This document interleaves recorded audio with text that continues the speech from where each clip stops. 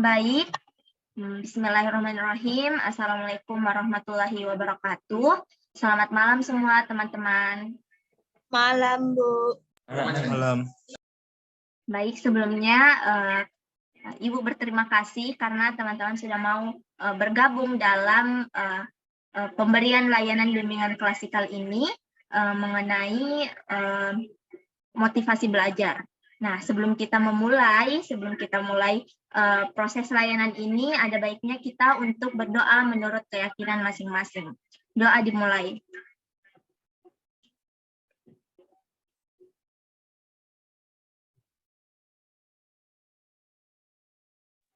Doa selesai. Baik, terima kasih sekali lagi saya ucapkan kepada teman-teman semua karena sudah bersedia untuk bergabung dalam kegiatan layanan bimbingan klasikal ini, dan adapun yang ingin kita bahas adalah mengenai motivasi belajar. Sebelum kita mulai, Ibu ingin tanya dulu bagaimana kabar teman-teman semua? Baik, Bu. Alhamdulillah baik, Bu. Alhamdulillah. Semoga kalian semua sehat-sehat ya dimanapun kalian berada dan semoga kalian tetap bahagia. Oke, selanjutnya adapun tujuan dalam pelaksanaan bimbingan ini, yang pertama adalah Ibu harap teman-teman nanti bisa mendeteksi setiap jenis-jenis motivasi belajar, kemudian teman-teman bisa mengaitkan antara pengalaman pribadi dengan jenis-jenis motivasi belajar yang ada. Dan yang terakhir, kalian mampu untuk merancang kegiatan untuk membangkitkan motivasi atau membangun motivasi belajar kalian. Baik, jadi itu tadi tujuan yang akan kita capai dalam proses bimbingan klasikal ini. Adapun waktu yang akan kita gunakan itu sekitar 40 menit. Jadi saya harap teman-teman semua berpartisipasi dan bisa menyetujui waktu kita ini. Waktu kontraknya 40 menit. Apakah teman-teman bersedia? Bersedia, Bu. Bersedia, Bu. Terima kasih. Oke, jadi Ibu akan mulai share screen karena Ibu sudah anggap kalian sudah siap untuk menerima layanan ini.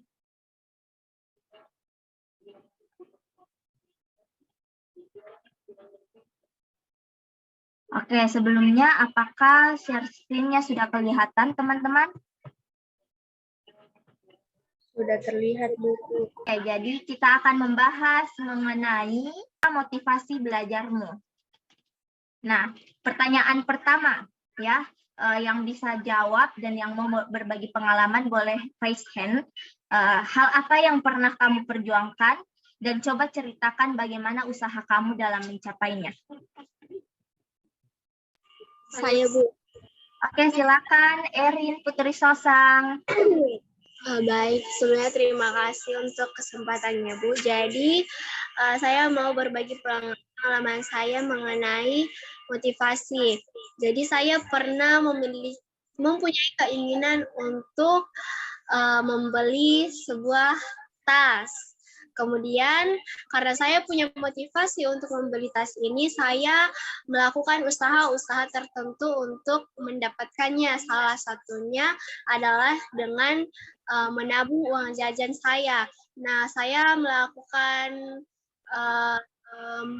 mulai melakukan menabung itu sekitar 3 bulan untuk bisa membeli tas tersebut.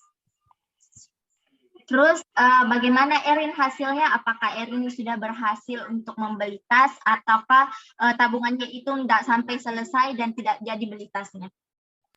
Sekarang sudah bisa beli tas itu dalam waktu 3 bulan. Wah, hebat sekali ya. Itu karena Erin punya perjuangan dan punya keinginan untuk memperjuangkan apa yang kamu inginkan. Oke, selanjutnya Ibu masih butuh satu orang yang mau menceritakan pengalamannya. Ainun, ceritakan hal apa yang pernah kamu perjuangkan atas apa yang kamu inginkan. Misalnya kamu ingin membeli sesuatu atau mungkin ingin belajar sesuatu. Hal apa yang kamu perjuangkan? Mungkin mungkin saat ini, mungkin masa depan, tapi kan masa depan dan masa depanku, cita-citaku yang saya cita-citakan sekarang saya perjuangkan mungkin dengan cara mungkin meningkatkan value dalam diri. Oke, terima kasih, hebat sekali Andi Ainun Hadijah. Oke, terima kasih Erin dan Andi Ainun Hadijah sudah mau bersedia untuk berbagi pengalaman. Ya, jadi tadi Erin itu pengalamannya dia waktu itu pernah ingin mau untuk membeli suatu tas dan berusaha untuk menabung dan akhirnya dia mencapainya. Dan sekarang Andi Ainun Hadijah dia sedang berusaha untuk mencapai cita-citanya dan semoga cita-citanya tercapai. Amin.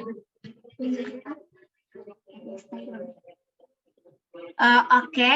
Jadi tadi kita sudah banyak membahas sedikit membahas mengenai motivasi. Nah, selanjutnya, motivasi itu apa? Menurut Terry, motivasi itu keinginan yang terdapat pada diri seseorang, di mana keinginan itu merangsang mereka untuk melakukan tindakan-tindakan dalam rangka untuk mencapai apa yang mereka inginkan. Jadi motivasi itu adalah sesuatu yang membuat kita untuk terpacu mencapai sesuatu.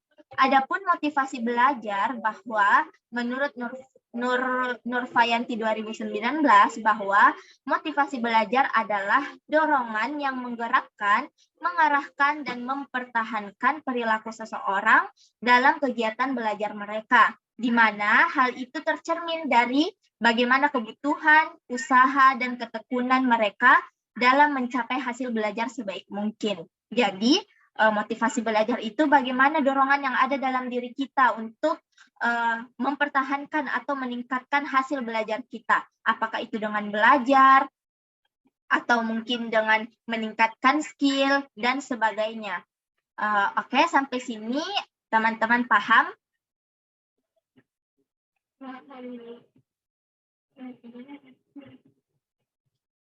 Oke, baik, terima kasih. Adapun pembahasan selanjutnya adalah mengenai jenis-jenis motivasi belajar. Nah, motivasi belajar itu ternyata terbagi atas dua, teman-teman.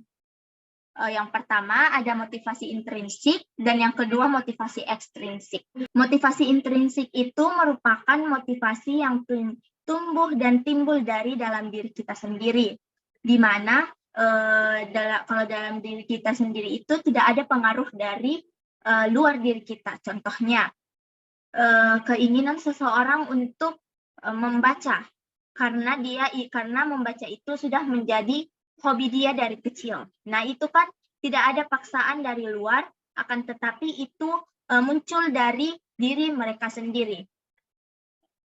Yang kedua ada motivasi ekstrinsik.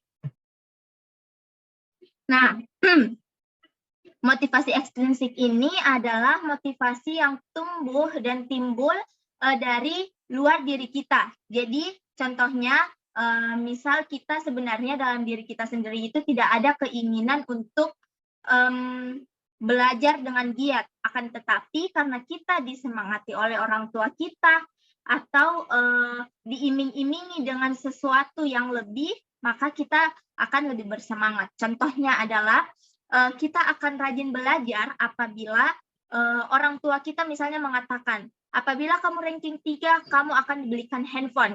Nah, itu ingin mendapatkan sesuatu yang menguntungkan. Maka itulah yang disebut dengan motivasi ekstrinsik.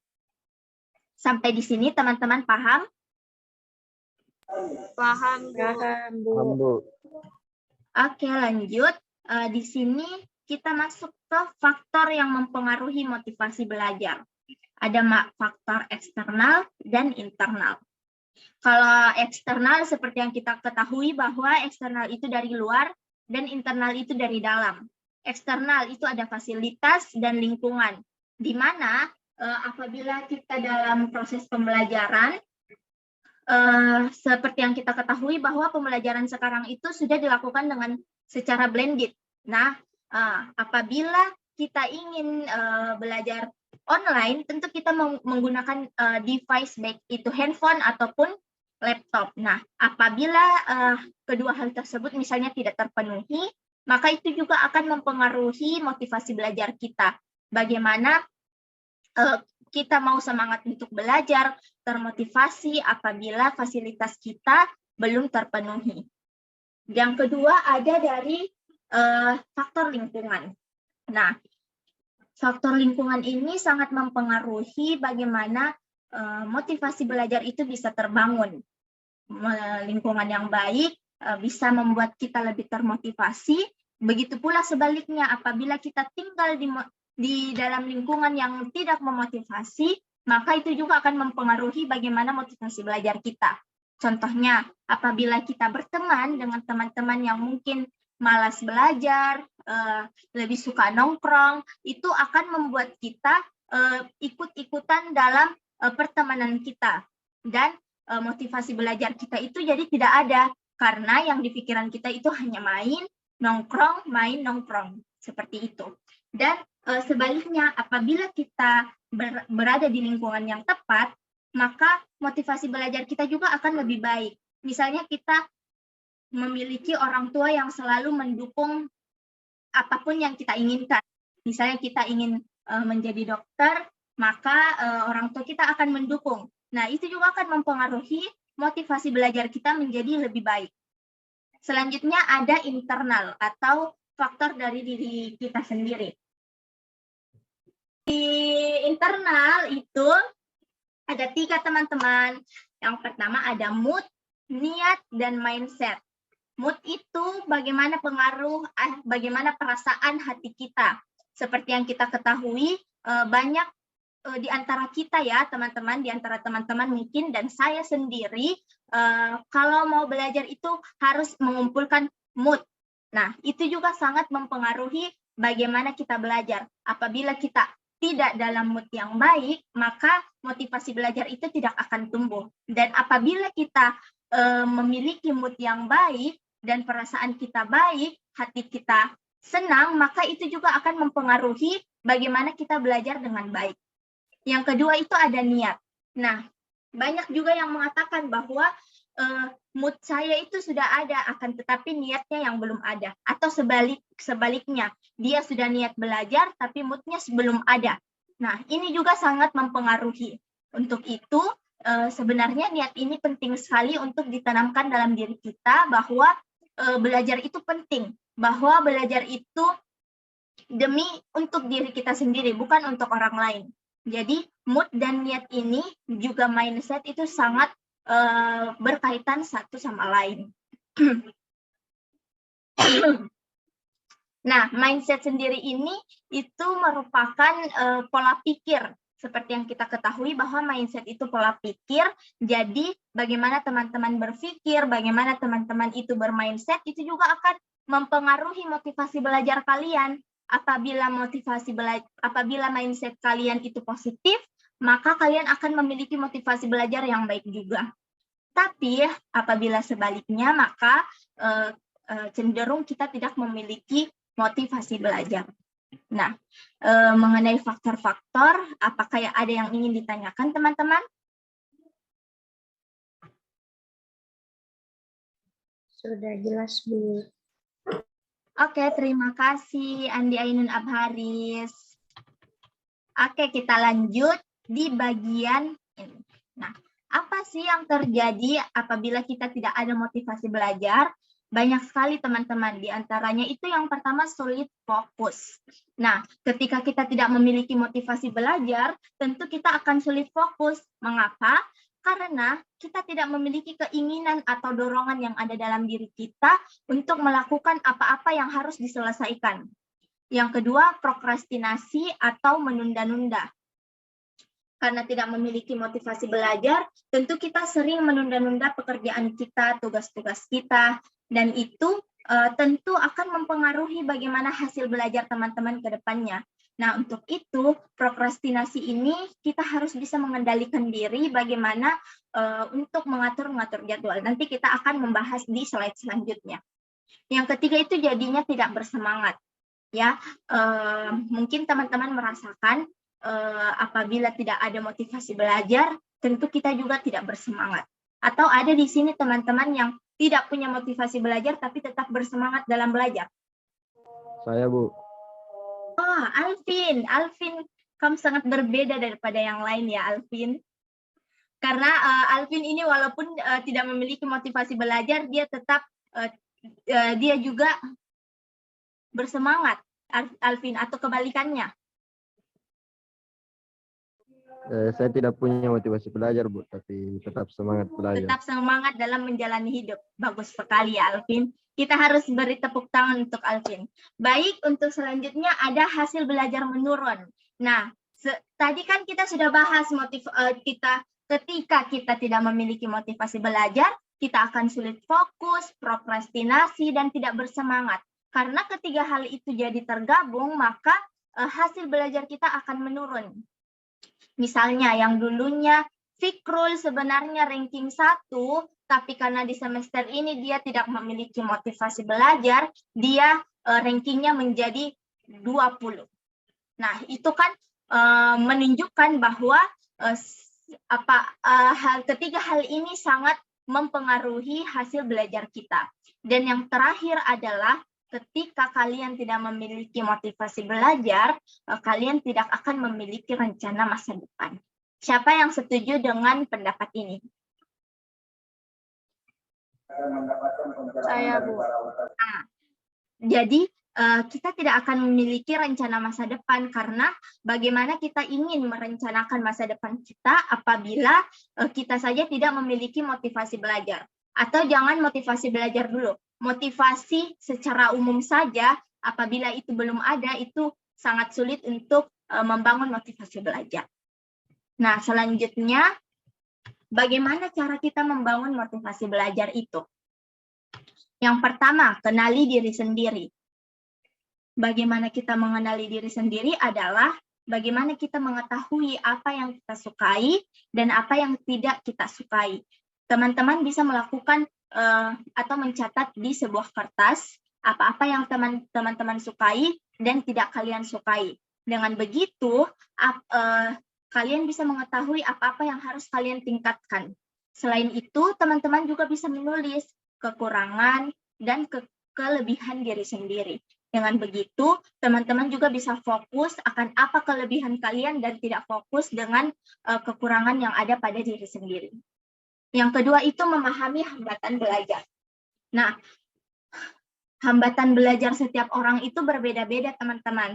Ada yang misalnya dia gampang terdistraksi apabila ada handphone di sekitarnya, ada yang dia bisa terdistraksi apabila ada novel di sekitarnya, ataupun suara-suara bising. Nah, kalian harus mengenali kalian itu hambatan belajarnya di mana. Misalnya, Andi Ainun Abharis itu hambatan belajarnya apabila dia gampang terdistraksi apabila ada handphone di dekatnya. Maka, apa yang harus kamu lakukan ketika kamu ingin belajar, berarti handphonenya harus dimatikan atau dijauhkan dari diri sendiri apabila ingin fokus dalam proses belajar. Atau misalnya Erin memiliki mudah terdistraksi apabila dia berada di tempat yang bising. Maka apabila Erin ingin belajar dengan fokus, Erin harus mencari tempat yang lebih sepi. Seperti itu. Jadi kalian harus memahami hambatan dan bagaimana mengatasinya. Yang ketiga adalah membuat perencanaan. Nah, ini sangat penting karena ini akan menentukan arah kalian mau kemana. Ya, jadi teman-teman bisa menulis. Misalnya untuk pekan ini, saya ingin menyelesaikan apa. Tidak perlu membuat perencanaan untuk 1 tahun ke depan. Dalam proses, kita harus merencanakan secara pelan-pelan dan yang lebih sederhana dulu. Tuliskan apa-apa saja tugas-tugas penting yang harus kalian selesaikan, apa saja yang menjadi prioritas, dan sebagainya. Setelah itu, teman-teman harus mengerjakannya sesuai dengan apa yang telah direncanakan. Terus keempat adalah konsisten dengan target yang ingin dicapai. Ini sudah pasti ya teman-teman, percuma kita membuat atau mengikuti step by step dari nomor 1 sampai 3 apabila kita tidak konsisten. Selanjutnya adalah memulai dari hal yang paling sederhana. Seperti yang tadi saya contohkan bahwa dalam membuat perencanaan itu tidak perlu untuk 1 tahun ke depan, untuk 2 tahun ke depan. Cukup untuk 1 pekan ke depan saja. Atau bahkan ketika teman-teman masih pemula, teman-teman bisa merencanakan untuk hari esok saja. Nah, jadi di situ teman-teman bisa lebih pelan-pelan dan lama-kelamaan itu jadi terbiasa dan teman-teman bisa saja membuat perencanaan untuk 1 tahun ke depan. Dengan begitu kalian akan lebih termotivasi untuk belajar dan termotivasi untuk memperjuangkan apa yang kalian inginkan. Dan yang terakhir adalah tidak membandingkan pencapaian diri dengan pencapaian orang lain. Siapa di sini yang masih sering membanding-bandingkan dirinya dengan orang lain? Saya, Bu. Saya, Bu. Saya, Bu, sering. Haris. Yang lain? Tidak, Bu. Juga, Bu. Oke, terima kasih ya sudah merespon. Jadi masih ada di antara kita ini yang sering membandingkan pencapaian kita dengan orang lain. Nah, itu juga sangat penting dalam membangun motivasi belajar. Ketika kita selalu membandingkan apa yang dicapai oleh orang lain dengan pencapaian kita, itu tidak akan ada habisnya. Karena setiap orang itu memiliki masanya masing-masing. Misalnya, Andi Ain Abharis, dia sudah bisa menyelesaikan soal matematika sebanyak 100 nomor. Sedangkan Erin cuma bisa menyelesaikan soal matematika 10 nomor. Tidak apa-apa, untuk Erin jangan pernah membandingkan pencapaiannya Ainun dengan pencapaiannya kamu. Karena setiap orang itu berbeda-beda dan tidak bisa disamakan. Setiap orang itu ada tahap-tahap perkembangannya masing-masing. Ya, sampai sini ada yang ingin ditanyakan? Oke, saya rasa teman-teman sudah mengerti ya. Mengerti, Bu. Oke, terima kasih Erin. Nah, di sini Ibu sudah menyiapkan beberapa kasus, ada 5 kasus. Jadi, selanjutnya adalah Ibu akan membagikan menjadi 5 kelompok, di mana tiap kelompok itu terdiri atas 2 siswa, dan nantinya dalam mempresentasikan hasil analisis kasus ini, kalian harus berbicara semuanya. Maksudnya adalah, contohnya di sini pertanyaannya di kasus 1, jenis motivasi apa yang dimiliki oleh Hechan? Jadi yang pertama itu satu orang menjelaskan itu jenis motivasinya apa dan mengapa. Yang kedua, untuk orang yang kedua itu kemukakan pendapatnya kalian terkait faktor. Faktor apa yang mempengaruhi motivasi itu. Jadi setiap anggota kelompok akan aktif dalam berbicara atau memaparkan materi mereka. Selanjutnya saya akan membagikan kasus-kasus ini untuk setiap kelompok, di mana kelompok itu terdiri ada 5 dan tiap-tiap kelompok itu terdiri atas 2 orang. Ya, jadi nanti teman-teman akan saya masukkan ke dalam breakout room dan akan mendiskusikan tiap-tiap kasus ini. Izinkan saya untuk membacakan kasus-kasusnya terlebih dahulu. Jadi kasus pertama itu mengenai seorang anak yang gemar bermain gitar dan ingin memiliki gitar, tetapi uang tabungannya belum cukup dan akhirnya ia minta dibelikan oleh kedua orang tuanya. Mengetahui hal tersebut, orang tua Hechan ini mengatakan bahwa Hechan akan dibelikan gitar apabila ia mendapat ranking 3 besar di kelasnya. Nah, pertanyaannya adalah jenis motivasi apa yang dimiliki oleh Hechan dan faktor apa saja yang mempengaruhi Hechan itu ingin belajar lebih giat. Untuk kasus-kasus selanjutnya, Ibu akan mengirimkannya ke grup dan untuk tiap kelompok Ibu minta untuk mendiskusikan itu jenis motivasi apa dan faktor apa yang menyebabkan motivasi tersebut. Sampai di sini sudah dipahami teman-teman? Paham, Bu. Saya bagi ya teman-teman.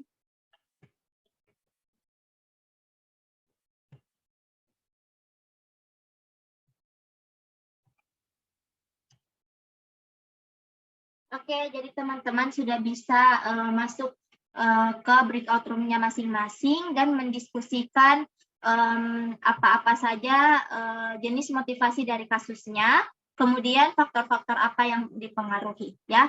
Untuk room 1 itu ada Andi Ainun Abharis dan Andi Ainun Hadijah, room 2 Atia Mardia dan Erin Putri Sosang. Erin bisa join di breakout room-nya Erin sekarang juga. Selanjutnya room 3 ada Ahmad Reza dan Alvin.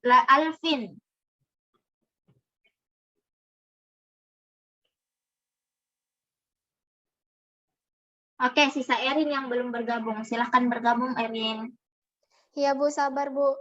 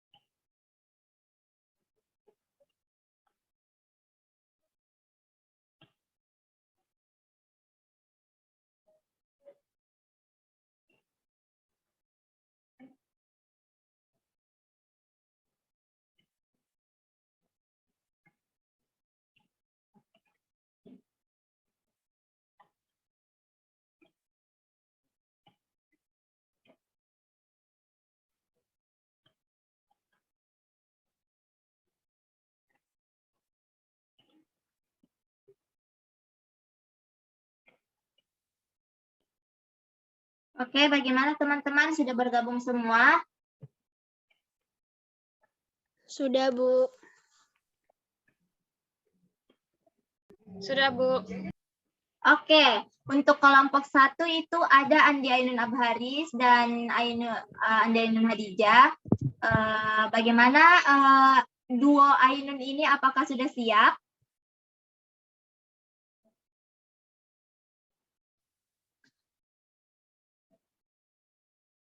Oke, Andi Ainun Abharis, Andi Ainun Hadijah.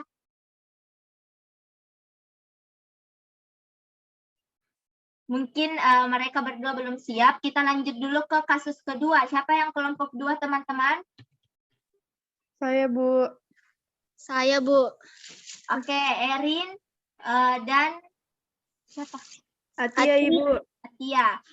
Jadi Ibu akan baca kasusnya dan di antara kalian itu ada yang menjelaskan dia masuk jenis motivasi apa dan faktornya apa. Jadi kasus kedua itu adalah Mark ingin menjadi seorang dokter. Ia selalu bersemangat dalam mencapai cita-citanya. Ia mulai mempersiapkan diri mulai dari belajar, mengerjakan tugas, latihan soal, membuat catatan, dan diskusi atau belajar kelompok. Sampai dia juga berusaha bagaimana berkepribadian sebagai dokter yang baik. Dia juga tidak lupa untuk berdoa dan rajin belajar. Karena kerja kerasnya itu, Mark selalu menjadi peringkat terbaik di sekolahnya dan akhirnya diterima kuliah di Fakultas Kedokteran. Jenis motivasi apa yang dimiliki oleh Mark dan apa saja faktornya? Mungkin teman-teman dari kelompok 2 bisa menjelaskan. Ibu persilahkan. Baik, terima kasih atas kesempatan yang telah Ibu berikan. Jadi untuk kasus 2 ini, yaitu kasusnya Mark Lee, yaitu jenis motivasi intrinsik, karena Mark belajar dan memperjuangkan cita-citanya karena kesadaran dari diri sendiri tanpa ada dorongan dari luar. Adapun faktornya akan dijelaskan oleh rekan saya, Erin Putri Sosang. Baik, terima kasih kesempatannya. Jadi, adapun faktor yang mempengaruhi itu adalah mindset yang baik. Di sini Mark memiliki pola pikir yang positif sehingga ia selalu termotivasi dan tidak mudah terdistraksi. Baik Ibu, itu saja hasil diskusi kami bersama Atia dari kelompok 2. Terima kasih Erin dan Atia, jawabannya luar biasa sekali. Jadi Mark ini memiliki motivasi intrinsik. Oke, kita lanjut ke kasus ketiga. Siapa tadi yang kelompok 3? Saya Bu, Ahmad. Oh, Ahmad. Saya, Bu. Dan iya, Alvin. Alvin, Bu. Jadi saya akan baca dulu kasusnya, kemudian kalian menjelaskan dia masuk jenis motivasi apa dan faktornya apa.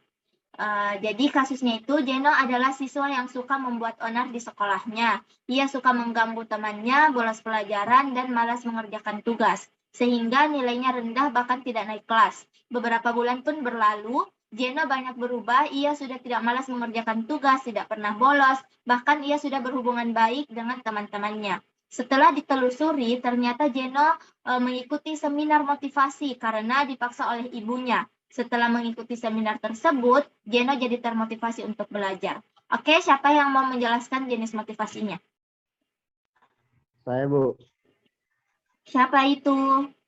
Alvin, Alvin, Bu. silakan. Terima kasih atas kesempatan Ibu. Jadi hasil diskusi kami yaitu jenis motivasi yang dimiliki oleh Jeno adalah jenis motivasi ekstrinsik. Karena Jeno tumbuh motivasinya setelah mengikuti seminar.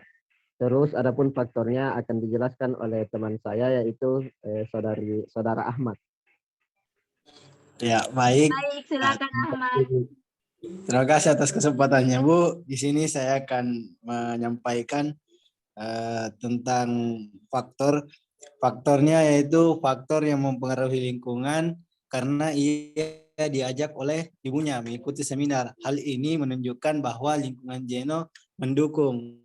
Mungkin itu. Baik, terima kasih Ahmad Reza dan Alvin sudah memaparkan jawabannya, itu sangat luar biasa sekali. Selanjutnya, sebelum kita lanjut ke kasus keempat dan kelima, Ibu mau tanya apakah kasus kelompok 1 itu sudah siap? Kalau dari saya sudah siap, Bu. Andi Ainun Hadijah bagaimana?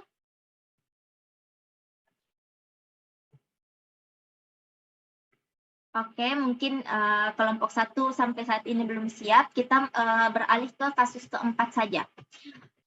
Untuk kasus keempat, bagi kelompok 4 mohon bersiap untuk mendiskusi, untuk mempresentasikan. Jadi ini mengenai seorang anak yang kedua orang tuanya itu hidupnya sederhana dan dia punya kesadaran sendiri untuk rajin belajar dan menyelesaikan tugasnya. Mungkin kelompok 4 sudah bisa langsung dipresentasikan apa saja jenis motivasinya dan faktor apa saja yang mempengaruhi. Siapa yang kelompok 4? Saya, Bu. Oke, silakan Fikrul. Suarni mungkin bisa dimulai. Baik, dari kasus yang dijelaskan dari yang tadi, termasuk jenis motivasi intrinsik, yang dimana motivasi belajarnya itu dari dalam dirinya. Renjun menyadari bahwa ia mampu mengubah nasib keluarganya dengan kesuksesannya. Faktornya akan dijelaskan oleh Saudara Fikrul. Nah, faktornya itu adalah mindset. Mengapa? Karena Renjun memiliki keluarga yang terbilang sederhana sehingga dia memiliki pola pikir yang baik dan bersemangat untuk menggapai cita-citanya. Mungkin itu saja Ibu dari kami. Oke, terima kasih kelompok 4, Fikrul dan Suarni, bahwa Renjun ini memiliki motivasi intrinsik. Ya. Kemudian untuk kelompok terakhir yaitu kasus 5, di sini ada Aulia Rahmasyam dan Mutia Salsabila. Ini merupakan sahabat sejati ya. Mungkin kalian sudah bisa memulai untuk memaparkan hasil diskusi kalian. Untuk Mutia dan Uli, saya persilahkan.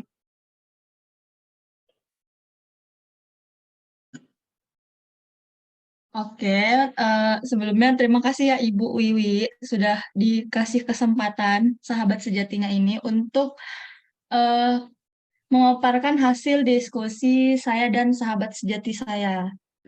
Jadi untuk jenis motivasi yang dimiliki oleh Gilbert ini adalah intrinsik dan ekstrinsik. Selain karena kesadarannya untuk mencapai cita-citanya, Gilbert juga termotivasi karena adanya lingkungan sekitar yang mendukung. Nah, untuk faktor yang memotivasi Gilbert mungkin bisa dijelaskan oleh sahabat sejati saya, Mutia Salsabila.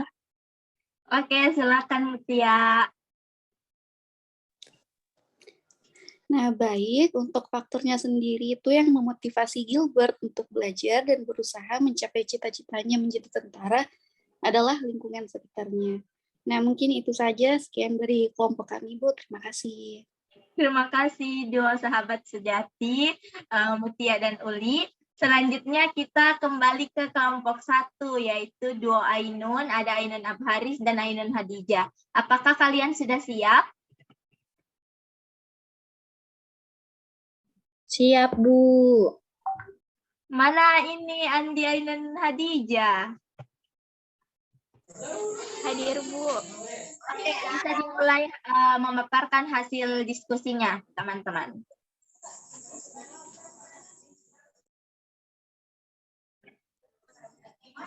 Mungkin dari saya dulu, Bu. Jadi, saya mau jelaskan tentang yang pertama, yaitu jenis motivasi apa yang dimiliki oleh Haichan. Nah, berdasarkan hasil diskusi saya bersama kembar saya,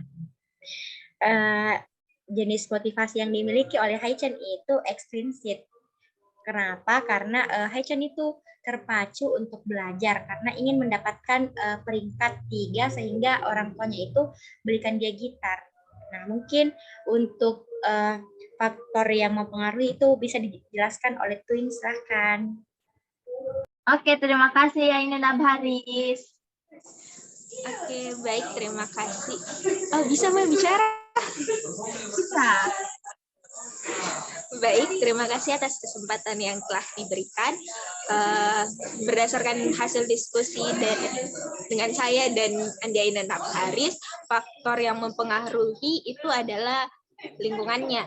Karena dalam hal ini orang tuanya mendukung dengan iming-iming membelikan gitar apabila Haichan mendapatkan ranking 3 yang membuat ia rajin untuk belajar.